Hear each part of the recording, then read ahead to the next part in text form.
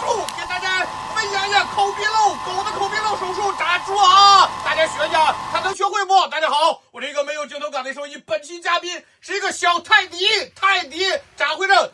他口腔跟鼻子通了，该修补一下啊！咱们推八队啊，给他推倒了啊！一会儿给大家分享一下，看这个地方啊，犬齿掉了，形成一个巨大的一个口鼻漏，口腔跟鼻腔通了，咱们给他做口鼻漏修补术。看着啊，咱们修补是双层的啊，明白吧？要不然不好恢复，明白吧？懂了没有？看看我们缝合的样子啊。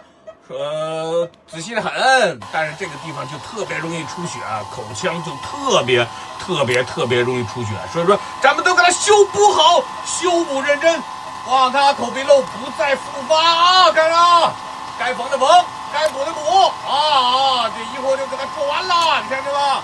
给大家再分享一下康复的样子啊！看，长得好不？长得挺好的啊，挺好的。